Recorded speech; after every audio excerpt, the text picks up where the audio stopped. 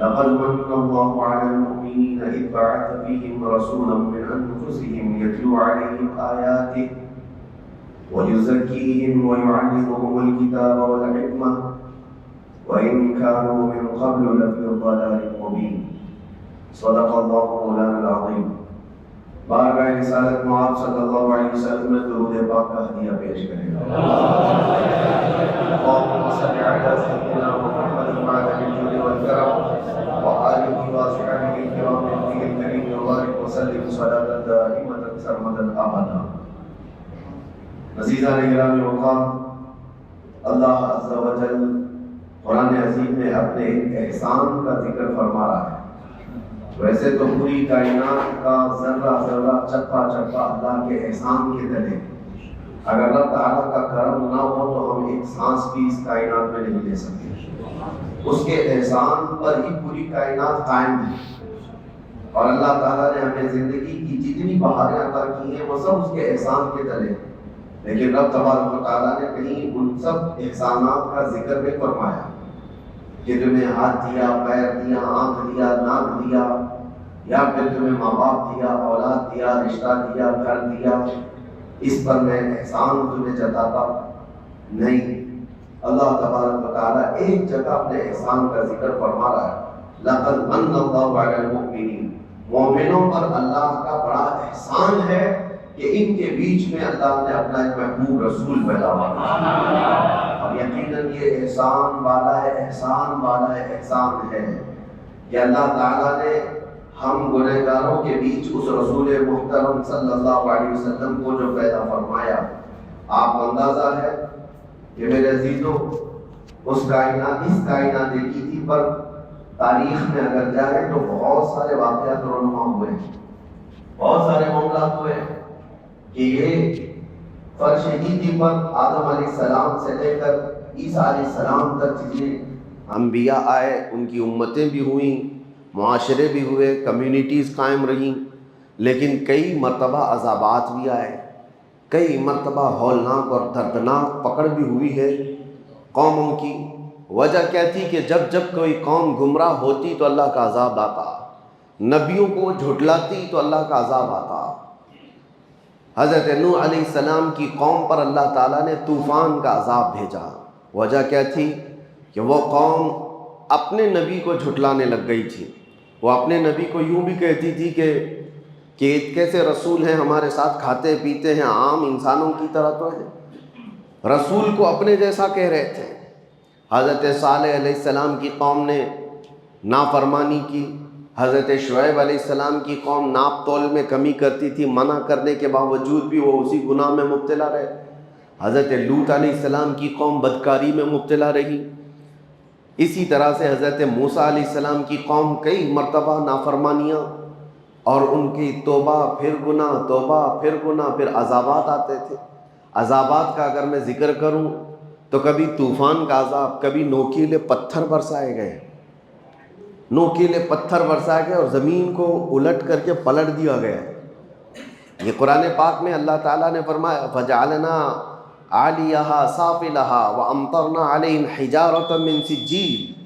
ہم نے ان پر نوکیلے پتھروں کی بارش کر دی اور ان کے اوپر والے حصے کو اٹھا کر کے نیچے کر دیا گیا. اور حضرت شعیب علیہ السلام کی قوم پر سخت تیز ایسی آندھیاں چلائی گئی اور چیخ ایک فرشتے کی آواز کے ذریعے سے ان کے کانوں سے بھیجے باہر آ گئے تھے. یہ بھی عذاب آیا. ایک قوم تھی جس پر اللہ تعالیٰ کا ایسا عذاب آیا کہ ان کے چہرے بندر کے بنا دیے گئے تھے. کونوا قردۃ خاسئین، اللہ نے فرمایا دھتکارے ہوئے بندر ہو جاؤ، سب بندر بن گئے تھے. یہ عذابات کنٹینیو آتے رہے ہیں. وجہ کیا تھی کہ وہ اپنے نبی کو جھٹلاتے یا اپنے نبی کی نافرمانی کرتے، کچھ ایسے گناہوں میں مبتلا رہتے جو رب ذوالجلال کے غضب کو دعوت دیتے. لیکن اے مسلمانوں، کیا اس کائنات میں جب ہم زندگی گزار رہے ہیں وہ گناہ نہیں ہے؟ کیا وہ گناہ ختم ہو گئے؟ کیا نوح علیہ السلام کی قوم جس طرح سے اپنے نبی کو جھٹلاتی تھی آج وہ قوم جھٹلانے والی نہیں ہے؟ ہے. اپنے نبی کو جھٹلانے والے دو پیر کے جانور آج بھی کئی جگہ آپ کو نظر آئیں گے. وہ شروع سے لے کر حضور پاک کی زندگی پر اعتراض کرنے والے کتنے ایسے بھونکنے والے کتے آپ کو نظر آئیں گے۔ انسانوں کی بات کر رہا ہوں، نبی کی گستاخی کرنے والے موجود ہیں، ناپ تول میں کمی کرنے والے موجود ہیں، بدکاری اور زنا اور فحاشی کرنے والے موجود ہیں، چوری ڈکیتی اور پتہ نہیں کیا کیا تمام تر فواحش میں مبتلا لوگ آج بھی ہیں یا نہیں ہیں۔ لیکن کیا کبھی اس امت میں کوئی بندر بن گیا، کوئی خنزیر بن گیا؟ کیا اس امت پر کبھی آسمانوں سے نوکیلے پتھروں کی بارش آ گئی؟ کیا کبھی زمین پھٹ کر کے سارے لوگ دھس گئے؟ یہ سارے عذابات اب نہیں آتے۔ وجہ کیا ہے؟ رب تبارک و تعالیٰ قرآن پاک میں فرماتا ہے وَمَا كَانَ اللَّهُ لِيُعَذِّبَهُمْ وَأَنْتَ فِيهِمْ، اس قوم پر اللہ اب ویسا عذاب نازل نہیں کرے گا اس لیے کہ ان کے بیچ میں میرا محبوب آرام فرما ہے۔ آپ اس میں جلوہ گر ہیں اے رسول۔ اب اس سے دو چیزیں ثابت ہوتی ہیں، یہ آیت سے دو چیزیں ثابت ہوتی ہیں۔ اللہ کیا فرما رہا ہے؟ ایسا عذاب، ویسا عذاب نہیں آئے گا جیسا پہلے آتا تھا، اس لیے کہ وَأَنْتَ فِيهِمْ، وَأَنْتَ فِيهِمْ، حضور کو مخاطب کر کے اللہ فرما رہا ہے آپ ان کے بیچ میں ہیں، آپ ان کے درمیان میں ہیں۔ اب اس سے دو چیزیں ثابت ہوئی، ایک تو عذاب کا نہ آنا۔ اگر لوگ یہ کہتے ہیں کہ چلو حضور کو ہی اللہ نے مخاطب کر کے کہا تھا، حضور کے زمانے کے لیے کہا تھا، جب حضور موجود تھے تو اللہ فرما رہا ہے آپ ان کے بیچ میں ہیں۔ اب حضور کی جب وفات ہو گئی، حضور چلے گئے اپنی قبر پاک میں، تو اس کے بعد ایک 1300 سال سے زیادہ کا عرصہ گزرا کہ نہیں گزرا؟ اتنا لمبا عرصہ گزر گیا ہے، تو پھر ابھی بھی وہ قانون باقی کیوں ہے؟ وہ حضور کے لیے کہا گیا تھا آپ ان کے بیچ میں ہیں، تو حضور جب تک تھے تو عذاب نہیں آنا چاہیے تھا۔ حضور جب تک ہیں کسی کو بندر نہیں بنایا گیا، حضور جب تک ہیں کسی کو زمین میں نہیں دھسایا گیا۔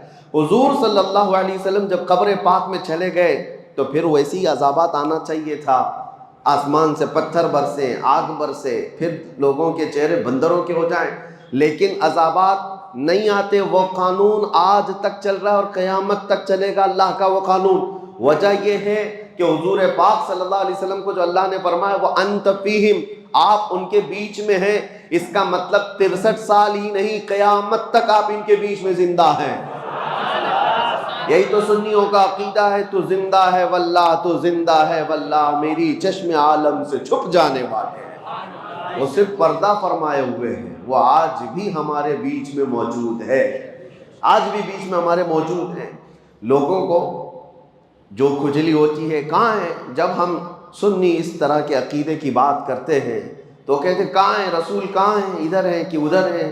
مذاق میں اس طرح کی باتیں کرتے ہیں۔ کئی لوگوں کو دیکھا گیا مذاق کرتے ہیں، کیا دکھ رہا ہے تم کو؟ دکھ رہا ہے ہم کو؟ دکھ رہا ہے؟ نادان، تجھے کیا دکھے گا؟ حضور پاک صلی اللہ علیہ وسلم جب ہجرت فرما رہے تھے، یاد ہے تاریخ، مکہ سے مدینے کی طرف جا رہے تھے، رات کا وقت تھا، پورے کفار گھر کو گھیرا کیے ہوئے کھڑے تھے اور حضور ان کے بیچ میں سے نکل کر جا رہے تھے۔ واقعہ معلوم ہے، حضور ان کے بیچ میں سے جا رہے تھے، کنکریاں اٹھا کر اس طرح ماری تھی، یہ نہیں کہ کسی کے منہ پہ مارا، وہ ہوا میں اچھالی تھی، لیکن سب کے سب اندھے تھے، کوئی نہیں دیکھ پا رہا تھا۔ لیکن حضور صلی اللہ تعالیٰ علیہ وسلم کے ساتھ حضرت علی تھے، حضرت علی بھی دیکھ رہے تھے۔ حضور حضرت ابو بکر کے گھر گئے، ابو بکر بھی دیکھ رہے تھے۔ پتہ یہ چلا کفار و مشرکین کو یہ ذات نور نظر نہیں آتی ہے، اور جو اہل ایمان ہیں وہ دل کی قلب کی نگاہوں سے دیکھے تو سب نظر آتا ہے۔ آج جو یہ کہتے ہیں سنیوں، تم کہتے ہو کہاں ہیں حضور؟ آتے ہیں حضور، جاتے ہیں، ہمیں تو نہیں نظر آتے۔ کہاں سے نظر آئے؟ دل کے کفر کو دور تو کرو، دل کے بغض کو دور تو کرو۔ ہم تو یہ کہتے ہیں وہ آئیں گے، آتے ہوں گے، ابھی آئیں گے، یہی سوچ کے ہم نے محفل کو سجا رکھا ہے۔ سنا ہے آپ ہر عاشق کے گھر تشریف لاتے ہیں، میرے گھر میں بھی ہو جائے چراغاں یا رسول اللہ۔ یہ طلب ہماری کس لیے ہے؟ ہماری طلب صرف حضور پاک کے دربار میں اسی لیے ہے کہ ہم ان کو زندہ جاوید اپنے درمیان موجود رسول تسلیم کرتے ہیں۔ اگرچہ اللہ تعالیٰ کے وعدے کے مطابق جو موت آنی ہے وہ سب کو آنی ہے، وہ حضور کو بھی آئی، انبیاء کو بھی آئی۔ اجل آنی ہے، فقط اتنی کہ آنی ہے۔ انبیاء کو بھی اجل آنی ہے۔ اعلیٰ حضرت فرماتے انبیاء کو بھی اجل آنی ہے۔ اجل کس کو کہتے ہیں؟ موت کو۔ انبیاء کو بھی اجل آنی ہے مگر اتنی کہ فقط آنی ہے۔ آنی کا مطلب کیا ہوتا ہے؟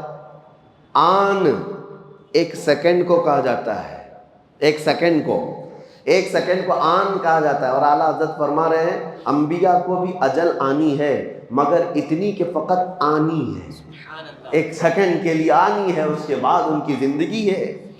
آج ہمارے درمیان حضور پاک صلی اللہ تعالیٰ علیہ وسلم کی بعثت اور ان کی ولادت پاک کا 1500 سالانہ جشن منایا جا رہا ہے۔ یہاں بہت ساری باتیں آتی ہیں۔ کچھ لوگ کہتے ہیں کہ دیکھو روایات تو بتاتی ہیں کہ حضور 8 ربیع الاول کو پیدا ہوئے تھے، کچھ کہتے ہیں کہ 12 کو، کچھ کہتے ہیں 17 کو، اختلاف ہے روایات میں۔ اعلیٰ حضرت نے بھی لکھا ہے، تو ہم سے بھی کہتے ہیں کہ آپ کمنٹس میں، میسیجز میں، کہ آپ 12 کو ہی پکڑ کے کیوں چلتے ہیں؟ ہم ان کو جواب دیتے ہیں میاں کوئی بات نہیں، آپ 8 کو تو منا لو، ہمیں 12 کو رہنے دو، اور ایک جماعت کو کہہ دو 17 کو منا لو، کسی جماعت کو کہہ دو 13 کو منا لو، تاکہ ساری روایتوں پہ ہو جائے۔ اور اگر آپ نہیں کہتے تو ہمیں اختیار دے دو، ہم 8 سے نہیں 1 سے شروع کر کے پورے ربیع الاول منائیں گے۔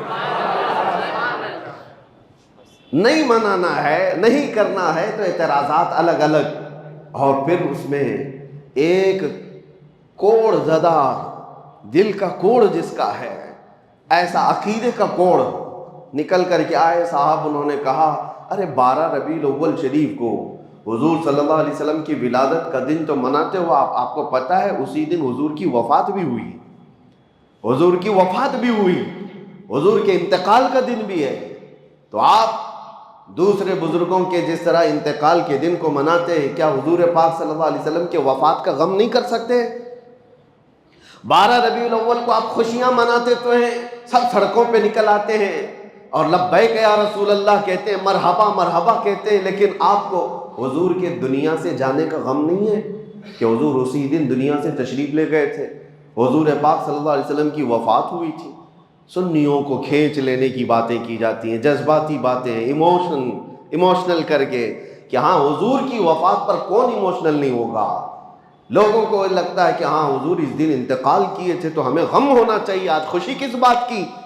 ان کے منہ پر تھپڑ لگاتے ہوئے کہو غم اس کا منائیں جو چلا گیا ہو، مر گیا ہو، مٹی میں مل گیا ہو، وہ تمہارا نبی ہوگا، ہمارا نبی تو صرف پردہ کیا ہوا ہے، وہ کل بھی زندہ تھا، آج بھی زندہ ہے۔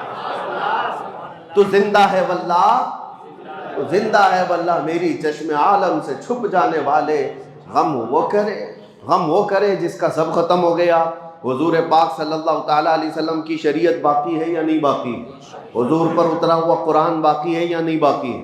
حضور کا قرآن باقی ہے، حضور کی شریعت باقی ہے، حضور کی آل باقی ہے، حضور کی سنتیں باقی ہے، حضور کی حدیثیں باقی ہے، حضور کی باتیں باقی ہے، حضور کی ادائیں باقی ہے، حضور کا ہر عمل باقی ہے۔ کون سی چیز فنا ہو گئی؟ حتیٰ کہ حضور پاک صلی اللہ علیہ وسلم کے انتقال کے بعد آپ کو پتہ ہے میرا اور آپ کا انتقال ہو جائے، ہماری بیویاں عدت گزارنے کے بعد دوسرے سے نکاح کر سکتی ہیں، ان کے لیے جائز ہے، عدت ہونے کے بعد وہ کسی سے بھی نکاح کر سکتی ہیں، لیکن نبی کی جو زوجات ہیں امہات المؤمنین، ان کو موت تک کسی اور سے نکاح کرنے کی اجازت تھی ہی نہیں۔ حضور کے انتقال کے بعد کئی بیویاں حضور کی زندہ تھیں، حضور کی بیویاں زندہ تھیں، لیکن ان کو نکاح کرنے کی اجازت نہیں تھی۔ وجہ کیا ہے؟ ایک عورت اپنے شوہر کے ہوتے ہوئے دوسرے کے ساتھ نکاح کر ہی نہیں سکتی۔ وہ اور عورتیں ہیں جو اپنے مردوں کے انتقال کے بعد عدت گزار کر کے کر سکتی ہیں، لیکن رسول کی بیویاں نہیں کر سکتی، اس لیے کہ رسول زندہ ہیں، رسول پاک کی بیویاں ہماری مائیں ہیں۔ اور دوسری بات، ام المومنین عائشہ صدیقہ رضی اللہ تعالیٰ عنہا، توجہ چاہتا ہوں، حضور کس کے حجرے میں آج آرام کر رہے ہیں؟ جو جالیاں ہیں، حضور جس قبر میں آرام فرمائے وہ حضرت عائشہ کا حجرہ ہے، حضرت عائشہ کا گھر ہے، جس میں حضور صلی اللہ علیہ وسلم حضرت عائشہ کے ساتھ رہا کرتے تھے، اسی حجرے میں حضور دفن ہیں۔ تو جب انتقال ہوا، حضور کا دفن ہوا، حضرت عائشہ قبر پر جاتی تھی اور بیٹھتی تھی گھنٹوں، حجرہ ان کا ہے، گھر ان کا ہے، حضور کے پاس بیٹھتی تھی۔ پھر اس کے بعد 2.5 سال کا عرصہ گزرا کہ حضرت ابوبکر صدیق کا انتقال ہوا، اور حضرت ابوبکر صدیق کون ہیں؟ حضرت عائشہ کے باپ ہیں، والد ہیں، ان کو بھی حضور کے پہلو میں دفن کر دیا گیا۔ پھر بھی حضرت عائشہ کے پاس چابی تھی، حجرہ کھولتی تھی، بیٹھتی تھی، ایک طرف شوہر ہے اور ایک طرف باپ ہے، دونوں کی قبروں پر بیٹھتی تھی، زیارت کرتی یا وہ کافی وقت اس حجرے میں گزارتی۔ پھر عرصہ گزرا کہ حضرت عمر ابن خطاب کا انتقال ہوا۔ انتقال سے پہلے حضرت عمر نے وصیت کی تھی، انتقال سے پہلے حضرت عمر نے وصیت کی تھی کہ ام المومنین عائشہ صدیقہ سے اجازت لے لینا، اگر وہ اجازت دے تو مجھے حجرے میں دفن کرنا، نہیں تو عام قبرستان میں مجھے دفن کر دو، جنت البقیع میں۔ لوگوں نے آ کر کے حضرت عائشہ سے پوچھا، عمر کی خواہش ہے اندر دفن ہونے کی، آپ کیا کہتی ہیں؟ حضرت عائشہ کہتی ہوں میں نے اپنے لیے رکھی تھی لیکن عمر کو میں ترجیح دیتی ہوں، عمر ابن خطاب کے لیے وہ جگہ دے دیتی ہوں، چابی دے دیا۔ حضرت عمر ابن خطاب جب دفن ہوئے تو اس حجرے میں اب 3 قبریں ہیں، پتہ ہے نا، حضور صلی اللہ علیہ وسلم، پھر حضرت ابوبکر صدیق، پھر حضرت عمر ابن خطاب، پھر حجرہ بند ہو گیا۔ حضرت عائشہ صدیقہ رضی اللہ تعالیٰ عنہ کے پاس جو چابی تھی وہ آپ نے دے دی امت کے حوالے، اور اس کے بعد قبر کے پاس نہیں جاتی تھی، کبھی نہیں جاتی تھی، کبھی نہیں جاتی۔ اب پوچھو میرے عزیزو، حضرت عائشہ سے پوچھا گیا کہ آپ تو پہلے ہر دن جاتی، قبر کے پاس بیٹھتی، وقت گزارتی، اب کیوں نہیں جاتی؟ حضرت عائشہ کہتی ہیں پہلے تو رسول اللہ تھے میرے شوہر ہیں، میرے باپ ابو بکر تھے میرے باپ ہیں، وہ میرے محرم تھے، جب سے حضرت عمر آ گئے میرے لیے وہ غیر محرم ہے، میں ان سے پردہ کرنے کی وجہ سے نہیں جاتی ہوں، زندگی میں بھی ان سے پردہ کرتی تھی اس لیے نہیں جاتی ہوں۔ اب حضرت عائشہ سے کوئی سوال تو کرے، پردہ کس سے ہوتا ہے؟ پردہ زندوں سے ہوتا ہے کہ مردوں سے ہوتا ہے؟ ام المومنین عمر ابن خطاب سے پردہ کر کے بتا رہی ہیں کہ عمر ابن خطاب اپنی قبر میں دیکھ رہے ہیں جو آ رہا ہے جو جا رہا ہے۔ جب عمر سے حضرت عائشہ کا عقیدہ یہ ہے تو پھر حضور پاک کی حیات کا عالم کیا ہوگا؟ عزیزان گرامی وقار، یہ باتیں میں آپ کو اس لیے بتا رہا ہوں کہ جو کنفیوز کرنے کی کوشش کرے، معاذ اللہ رب العالمین، کچھ کتابیں بازاروں میں ایسی بھی نکل کے آئی ہیں اردو کی، چھپی نہیں ہیں، آج بھی چھپی ہوئی ہیں، رسول اللہ مر کر مٹی میں مل گئے، معاذ اللہ، نعوذ باللہ من ذالک، یہ باتیں لکھی ہوئی ہیں، اور اس کی آج تک لوگ تعویل کرتے ہیں، ہمارے کہنے کا مطلب یہ تھا، ہمارے کہنے کا مطلب وہ تھا۔ نادان ظالم، کسی کو گالی دے کر کے تو مطلب نکالے گا، کسی کو ماں کو کسی کے باپ کو کہہ کر کے بعد میں پھر مطلب نکالو گے؟ وہ رسول پاک صلی اللہ تعالیٰ علیہ وسلم جہاں کے متعلق صحابہ کو اللہ فرماتا ہے لا ترفعوا اصواتکم فوق صوت النبی، اپنی آوازیں نبی کی آواز پر بلند مت کرنا، ورنہ کیا ہوگا؟ ان تحبط اعمالکم وانتم لا تشعرون، تمہارے اعمال ضائع کر دیا جائیں گے، تجھے خبر بھی نہیں ہوگی۔ یہ کس کو اللہ فرما رہا ہے؟ ایرے غیرے کو نہیں، صحابہ کو اللہ فرما رہا ہے۔ صحابہ جو امت کے سب سے اعلیٰ انسان تھے ان کو اللہ فرما رہا ہے نبی کے دربار میں بیٹھو تو آوازیں اونچی نہ کرو ان کے لیے، اور تم کتابوں میں کچھ بھی لکھ مارو اور پھر کہو کہ ہمارا مقصد یہ نہیں تھا، ہمارا مطلب یہ نہیں تھا۔ وہ صحابہ کرام حضور صلی اللہ تعالیٰ علیہ وسلم کی بارگاہ میں کیا کہتے تھے پتہ ہے؟ راعینا یا رسول اللہ، جب انہیں کوئی بات سمجھ میں نہیں آتی تو کہتے تھے راعینا یا رسول اللہ، ہماری رعایت کیجئے اللہ کے رسول۔ یہودیوں کی زبان میں یہ لفظ دوسرا معنی رکھتا تھا، یہودی راعینا کا مطلب یہ سمجھتے تھے ہمارا چرواہا، اور وہ مذاق اڑاتے تھے کہ دیکھو یہ صحابہ رسول کو کہتے ہیں ہمارا چرواہا، معاذ اللہ، یہ مذاق ہو رہا تھا۔ رب تبارک و تعالیٰ نے آیت نازل فرمائی یا ایھا الذین آمنوا لا تقولوا راعینا، اے ایمان والو رسول کے پاس جب بیٹھو تو راعینا مت کہنا۔ پھر اللہ خود ادب بھی سکھاتا ہے، کیا کہنا چاہیے؟ وقولوا انظرنا، کہو نظر کرم فرمائیے، اے رسول نظر کرم فرمائیے۔ اور پھر کہنے کی ضرورت کیا آتی ہے؟ واسمعوا، غور سے تو سنو۔ حضور کی باتیں عام لوگوں کی طرح نہیں ہے، جو کلمہ کہا جائے وہ سنو۔ اب پھر جانتے ہو صحابہ کرام ایسا سنتے تھے، ایسا سنتے تھے حضور کی باتوں کو، اور نقل ایسا کیا ہے حدیثوں میں، ایک حرف بھی اگر ادھر سے ادھر ہوا تو صحابہ کہتے ہیں یہ حدیث ہے ہی نہیں، یہ حدیث ہی نہیں ہے۔ اگر حرف بدل گیا، لفظ بدل گیا تو صحابہ کہتے ہیں یہ حدیث نہیں ہے، لفظ بدلا ہو۔ جو رسول اللہ کی زبان سے نکلا ہوا حرف ہے، صحابہ اس کو سنتے تھے اور اسی طرح محفوظ کرتے تھے۔ عزیزان گرامی اوقات، اس دربار عالی جاہ کا ادب اللہ سکھا رہا ہے، اور یہاں لوگ بڑے بھائی کی طرح، کبھی مر کر مٹی میں ملنے کی طرح، نعوذ باللہ، ان کے علم کو کسی اور سے، جانوروں سے تشبیہ دیں۔ ہمیں بولنے میں بھی دقت ہوتی، ایکسپلین کرنے میں بھی جو ظالموں نے کہا ہے وہ دقت آتی ہے، پریشانی ہوتی ہے کہ کیسے نبی پاک صلی اللہ تعالیٰ علیہ وسلم کی بارگاہ میں یہ کہہ کر پھر اس کی تعویل کی جا رہی ہوں۔ اللہ ایسے برے عقیدوں سے ہماری حفاظت فرمائے۔ اسی لیے اعلیٰ حضرت امام اہل سنت فاضل بریلوی رضی اللہ تعالیٰ عنہ سے پوچھو رسول پاک صلی اللہ تعالیٰ علیہ وسلم کا مقام و مرتبہ، انہوں نے کہیں ایک شبہ والا لفظ بھی ایسا ویسا ہو سکتا ہے نہیں سکتا ہے نہیں، بلکہ جب بھی بارگاہ مصطفیٰ میں کہا ہے وہ الفاظ استعمال کیے کہ آج بھی عقلیں دنگ ہیں اور حیران ہیں، اور کہا بارگاہ مصطفیٰ میں تیرے تو وصف عیب تناہی سے ہے بری، یا رسول اللہ تیرے تو وصف عیب تناہی سے ہیں بری، حیران ہوں میرے شاہ میں کیا کیا کہوں تجھے، لیکن رضا نے ختم سخن اس پہ کر دیا، خالق کا بندہ خلق کا آقا کہوں تجھے۔ یہ ہے عاشق رسول کی زبان۔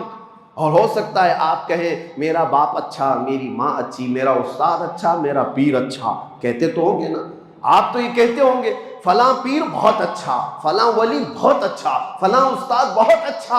اعلیٰ حضرت نے فیصلہ کر کے بتایا سارے اچھوں میں اچھا سمجھیے جسے، سارے اچھوں میں اچھا سمجھیے جسے، ہے اس اچھے سے بھی اچھا ہمارا نبی۔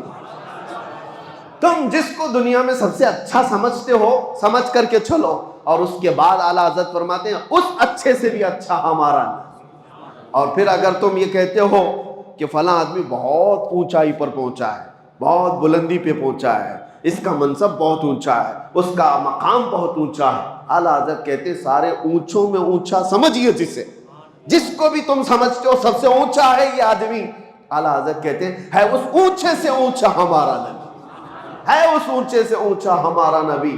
کیا خبر کتنے تارے کھلے چھپ گئے پر نہ ڈوبے نہ ڈوبا ہمارا نبی، قرنوں بدلی رسولوں کی ہوتی رہی، چاند بدلی کا نکلا ہمارا نبی، بجھ گئی جس کے آگے سبھی مشعلے، شمع وہ لے کر آیا ہمارا نبی، سب چمک والے اجلوں میں چمکا کیے، اندھے شیشوں میں چمکا ہمارا نبی، جن کے تلووں کا دھون ہے آب حیات، ہے وہ جان مسیحا ہمارا نبی، ہے وہ جان مسیحا ہمارا نبی۔ اب دیکھو مقام و مرتبہ کیسے ہوتا ہے، خلق سے اولیاء، اولیاء سے رسل۔ افضل کون ہے؟ خلق کا مطلب مخلوق، یہ ساری مخلوق سے افضل کون ہے؟ اولیاء کرام، اولیاء کرام افضل ہے۔ اولیاء کرام سے افضل کون ہے؟ انبیاء کرام، رسولان اعظام۔ اعلیٰ حضرت کہتے ہیں خلق سے اولیاء، اولیاء سے رسول، اور رسولوں سے اعلیٰ ہمارا نبی، اور رسولوں سے اعلیٰ ہمارا نبی۔ کون دیتا ہے دینے کو منہ چاہیے، دینے والا ہے سچا ہمارا نبی، غمزدوں کو مژدہ دیجئے کہ ہے رضا، ہم بے کسوں کا سہارا ہمارا نبی۔ عزیزان گرامی وقار، جتنی تعریف کی جائے وہ کم ہے۔ بارگاہ مصطفیٰ میں تعریف کرنے والوں کے قلم سوکھ گئے، زبانیں خشک ہو گئیں، اوراق بھر گئے، لیکن کما حقہ ان کی تعریف نہ کی جا سکی۔ اور اسی لیے حافظ شیرازی رحمت اللہ تعالیٰ علیہ بڑے عاشق رسول ہیں، وہ کہتے ہیں یا صاحب الجمال و یا سید البشر من وجہک المنیر لقد نور القمر۔ میں آپ کو بتاؤں اس کا مطلب کیا ہے، یا صاحب الجمال یعنی اے خوبصورتی کے بادشاہ، و یا سید البشر اور انسانوں کے آقا، اے خوبصورتی کے بادشاہ اور انسانوں کے، ساری انسانیت کے آقا، من وجہک المنیر لقد نور القمر، آپ کے چمکدار چہرے سے ہی چاند کو روشنی مل رہی ہے، چاند کو جو چمک مل رہی ہے وہ آپ کے حسین چہرے سے، من وجہک المنیر لقد نور القمر۔ تعریف کرتے کرتے تھک گئے تو آخر میں کہتے ہیں لا یمکن الثناء کما کان حقہ، آپ کی جیسے حق ہے، آپ کا جیسا حق ہے ویسے کوئی تعریف کر ہی نہیں سکتا۔ اخیر میں اتنا ہی ہم کہہ سکتے ہیں بعد از خدا بزرگ توئی قصہ مختصر، اللہ کے بعد اگر کوئی مقام ہے تو حبیب کائنات وہ آپ کا ہے، اللہ کے بعد اس کائنات میں کوئی مقام ہے تو اے رسول مختار وہ آپ کا ہے۔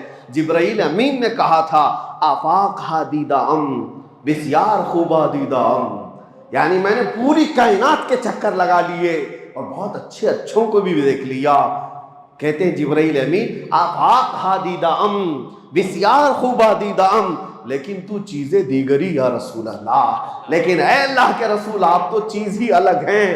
اور اسی زبان کو حسان بن ثابت نے کہا تھا وَأَحْسَنُ مِنْكَ لَمْ تَرَ قَطُّ عَيْنِي وَأَجْمَلُ مِنْكَ لَمْ تَلِدِ النِّسَاءُ۔ دیکھو حسان بن ثابت کیا کہتے ہیں، یا رسول اللہ آپ سے زیادہ حسین میری آنکھوں نے دیکھا ہی نہیں، آپ سے زیادہ حسین میری آنکھوں نے دیکھا ہی نہیں۔ شاعر کا ایک مزاج ہوتا ہے، وہ کسی کی تعریف کرتا ہے، لیکن حسان بن ثابت پہلے والے شعر میں جو کہہ گئے ایک شبہ پیدا ہو رہا تھا، ایک شبہ پیدا ہو رہا تھا۔ کیا ہے؟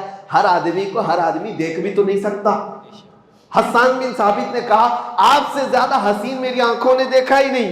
ہو سکتا ہے بھائی آپ مکہ میں رہ رہے ہیں، آپ نے نہیں دیکھا ہوگا، ہو سکتا ہے کہیں اور ہو۔ حسان بن ثابت کا علاقہ اپنا علاقہ ہے، انہوں نے شعر میں تو کہا آپ سے زیادہ حسین میری آنکھوں نے دیکھا ہی نہیں، آپ نے نہیں دیکھا ہوگا، لیکن بعد میں تڑپ کر کہتے ہیں وَأَجْمَلُ مِنْكَ لَمْ تَلِدِ النِّسَاءُ، نہیں نہیں یا رسول اللہ آپ سے زیادہ خوبصورت کسی ماں نے جنا ہی نہیں۔ دیکھا نہیں میں تو شبہ ہے، آپ نے نہیں دیکھا ہوگا، آپ نے نہیں دیکھا ہوگا، لیکن حسان بن ثابت کہتے نہیں کسی ماں نے جنا ہی نہیں، کسی ماں نے پیدا ہی نہیں کیا۔ یہی بات حضرت جابر بن سمرہ کہتے ہیں۔ بات ختم کرتا ہوں، ورنہ میرے عزیزو حضور پاک کا تذکرہ آتا ہے تو دن کیا اور رات کیا، وقت کیا ہے اور طبیعت کیا ہے، ساری چیزیں بحال ہونے لگتی ہیں، ماحول میں خوشبوئیں آنے لگتی ہے۔ حضرت جابر بن سمرہ کہتے ہیں ایک دن 14ویں رات تھی، 14ویں رات پتہ ہے چاند اپنے شباب کے ساتھ باہر آتا ہے، اور اسی وقت حضرت جابر کہتے ہیں میں مسجد نبوی کے پاس آیا، رسول پاک صلی اللہ علیہ وسلم سرخ دھاری دار جبہ پہنے ہوئے اپنے حجرے سے باہر نکل رہے تھے۔ وہ کہتے کبھی میں رسول اللہ کو دیکھتا تھا اور کبھی 14ویں کے چاند کو دیکھتا تھا، کبھی ادھر دیکھتا تھا کبھی ادھر دیکھتا تھا، بار بار میں دیکھ رہا تھا، اور پھر کہتے ہیں میں یہ سوچنے لگا یہ زیادہ حسین ہے کہ یہ چہرہ زیادہ حسین ہے۔ اخیر میں وہ تھک کر کے ادھر ادھر دیکھنے کے بعد چاند کو دیکھنا چھوڑ دیا، پھر رسول اللہ کی طرف دیکھتے رہ گئے، جس کو شاعر یوں کہتا ہے، شاعر یوں کہتا ہے چاند سے تشبیہ دینا یہ بھی کیا انصاف ہے، چاند میں تو داغ ہے حضور کا چہرہ صاف ہے۔ یہ ان کا صحابہ اکرام رضوان اللہ تعالیٰ علیہ مجمعین کا مسلک تھا، چاند میں تو داغ ہے حضور کا چہرہ صاف ہے۔ اللہ کریم وہ حسین چہرے جمال جہاں آرا کی ہماری زندگی میں زیارت نصیب فرمائے۔ مولا کریم مرنے سے پہلے اس آمنہ کے لال کے قدموں میں ایک بار ہماری کھلی آنکھوں سے زیارت نصیب فرما، آخری سانس تک اس رسول محترم صلی اللہ علیہ وسلم کے ناموس کی حفاظت کی ہمیں توفیق عطا فرما۔ کائنات پر جتنے بھی سنی عاشق رسول بستے ہیں اے رب العالمین، اس 1500 سالہ جشن عید میلاد النبی کی برکات سب کو عطا فرما دے، عقیدوں کی، اعمال کی، جان و مال کی، عزت و آبرو کی حفاظت عطا فرما۔ اے کریم خدا اس میلاد مصطفیٰ کے آنے سے پہلے پہلے ہم سب کو بخشے ہوئوں میں شمار فرما دے، ہم سب کو جہنم سے آزاد ہونے والوں میں شامل فرما دے، اور بارگاہ مصطفیٰ میں پہنچ کر حضور کی جالیوں کے سامنے کھڑے ہو کر میرے آقا کے بارگاہ میں سلام پیش کرنے کی مہلت نصیب فرما۔ وصلی اللہ تعالی علی خیر خلقہ محمد وآلہ وصحبہ اجمعین، وآخر دعوانا الحمد للہ رب العالمین۔ السلام علیکم۔